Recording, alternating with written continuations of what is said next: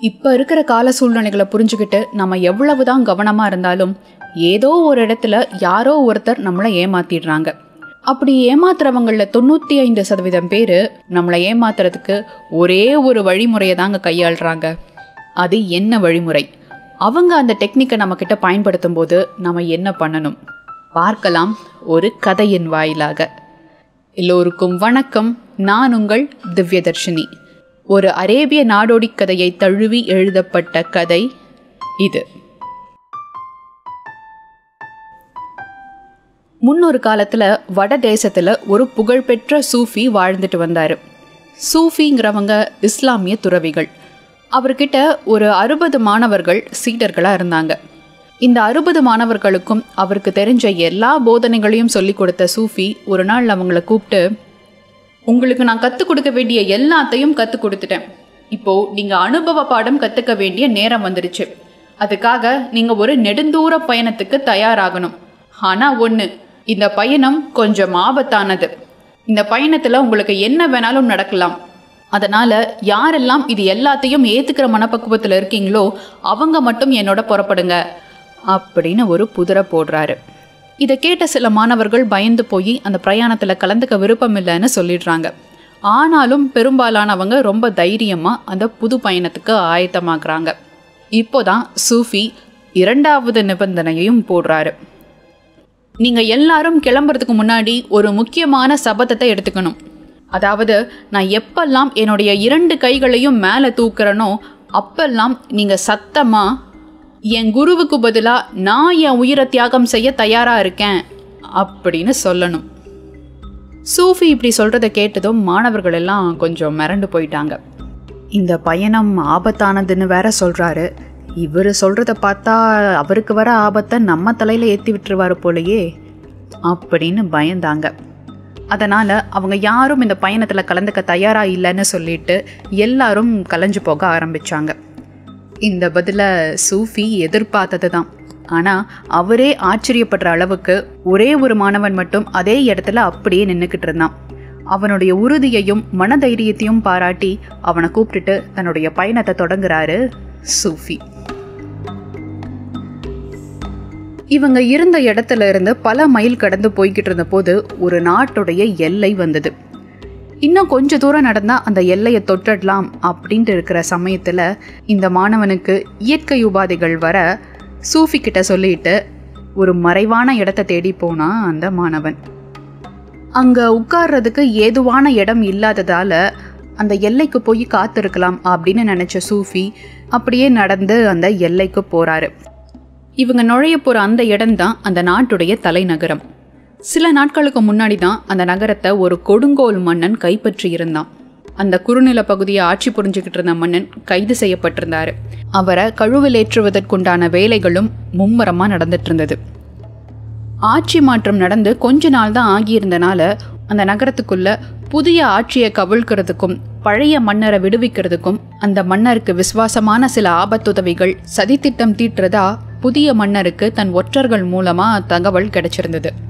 அதனால் அந்த மன்னன் சில கடுமையான கட்டுப்பாடுகளை விதித்து அதன்படி வெளியூர்காரர்கள் யாரும் உரிய அனுமதி இல்லாமலோ இல்லை சூரிய அஸ்தமனத்துக்கு அப்புறமோ அந்த நகரத்துக்குள்ளே நுழையிறதுக்கு தடை விதிக்கப்பட்டிருந்தது.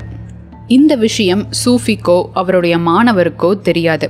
இவங்க அங்கே போய் சேர்ந்த நேரம் வேற நடுராத்திரி. அந்த எல்லையை அடைஞ்ச சூஃபி தன் மாணவனுக்காக காத்திருக்க வேண்டி ஒரு மரத்துக்கடியில் போய் உட்கார்ந்துக்கிட்டு இருக்காரு. இதை கவனித்த எல்லை காவலர்கள் இவங்கள பார்த்து பயந்து தான் சூஃபி மரத்துக்கடியில் போய் ஒளிஞ்சுக்கிறாரு, ஏதோ ஒரு திட்டத்தோடு தான் அவர் இங்கே வந்திருக்காரு அப்படின்னு நினச்சி அவரை கூப்பிட்டு விசாரிக்கிறாங்க. அவர் சொன்ன பதில்கள் எதுவும் இவங்களுக்கு திருப்தி அளிக்காததுனால அவரை கைது பண்ணி கூட்டிகிட்டு போயிடுறாங்க. இன்னொரு பக்கம் அந்த மாணவன் அங்கேயே சுற்றி சுற்றி சூஃபியை தேடிட்டு அந்த எல்லைக்கு வந்து சேரும்போது விடிஞ்சிருந்ததுனால அவன் எந்த பிரச்சனையும் இல்லாமல் நாட்டுக்குள்ளே நுழைஞ்சிட்டான்.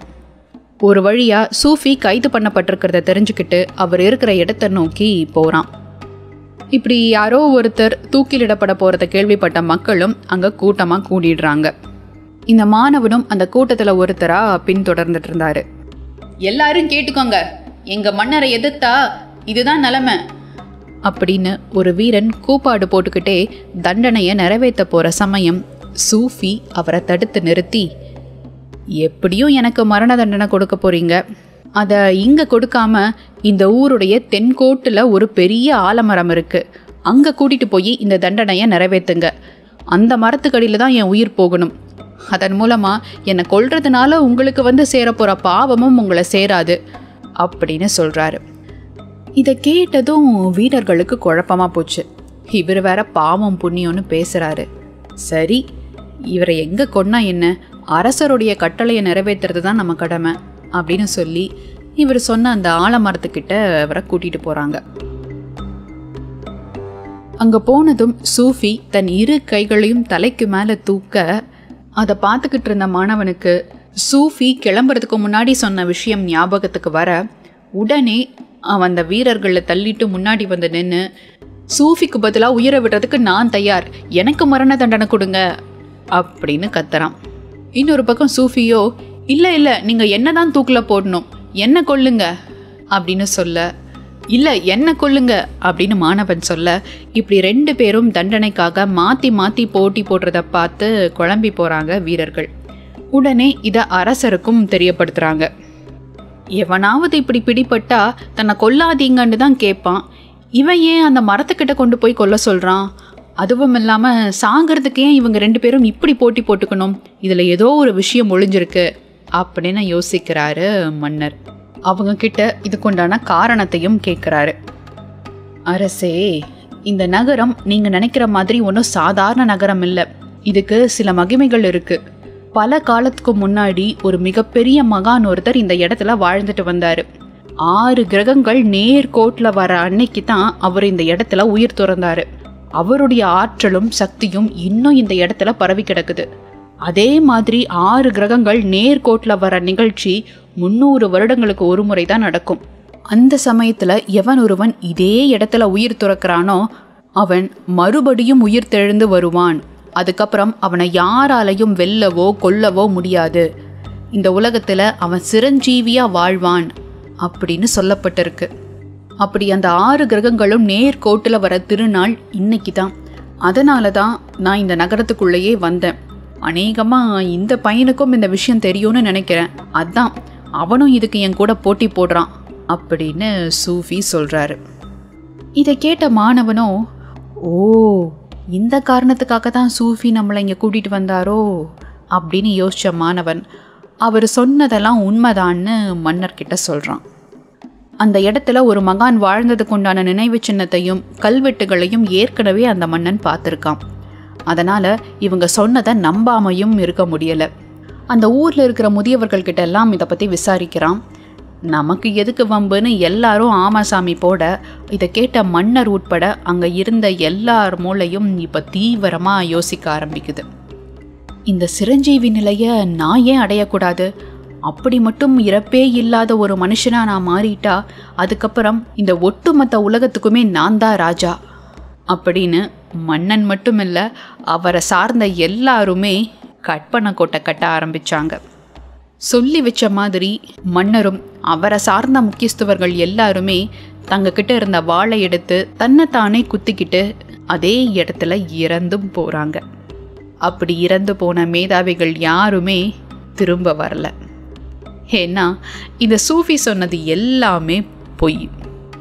இந்த பயணத்துக்கு கிளம்புறதுக்கு முன்னாடி தன் மாணவர்களுக்கு அந்த நிபந்தனை போட்ட காரணம் யார் தன் செயல்களில் தீவிரமாக இருக்காங்க அப்படின்னு கண்டுபிடிக்க மட்டும்தான். அதுக்கும் இந்த சம்பவத்துக்கும் எந்த சம்பந்தமும் இல்லை. தண்டனையை நிறைவேற்ற கூட்டிகிட்டு வரும்போது தன்னுடைய மாணவனும் இந்த கூட்டத்தில் இருக்கிறத கவனித்த சூஃபி அந்த ஊரில் வாழ்ந்த ஒரு மகானுடைய கதையையும் இந்த மன்னருடைய பேராசையையும் தனக்கு சாதகமாக பயன்படுத்திக்கிட்டு அந்த ஆபத்திலிருந்து தப்பிச்சார். பல நாடுகளை தன் வசப்படுத்துகிற போர் திறமையும் படைகளும் தன்கிட்ட இருந்தாலும் தான் மேலே நம்பிக்கை வைக்காம ஆசையின் மிகுதியால் சீக்கிரமே உலக வெல்லணும்னு நினச்சான் அந்த மன்னன். இப்போது மொத்தமாக வீழ்ந்தும் போனான். சதுரங்க வேட்டை படம் பார்த்துருக்கீங்களா? அதில் கூட ஒரு ஃபேமஸ் டைலாக் வரும், ஒருத்தனை ஏமாற்றணுன்னா அவனுடைய ஆசையை தூண்டணும்னு. இதுதாங்க இந்த சூஃபியும் இப்போ இருக்கிற பல பேரும் ஏமாத்துறதுக்கு கையாளுற வழி. ஒருவருடைய ஆசையை தூண்டுறது.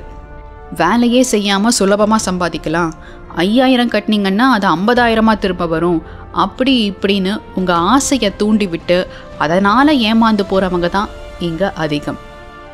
ஆசைப்படுறது தப்பு இல்லைங்க, ஆனால் அந்த ஆசை உடனே நடக்கணும், சீக்கிரமாக நடக்கணும் அப்படின்னு நம்ம நினைக்கும் போது தான் ஏமாத்துறவங்க நம்மளை சுலபமாக பயன்படுத்திக்கிறாங்க. உங்களை யாராவது இப்படி ஆசையை தூண்டி விட்டுருக்காங்களா? உங்கள் அனுபவத்தை கமெண்ட் பாக்ஸில் போடுங்க. இது போன்ற மற்றும் ஒரு பதிவில் உங்களை சந்திக்கும் வரை உங்களிடமிருந்து விடைபெறும் நான் திவ்யதர்ஷினி. நன்றி.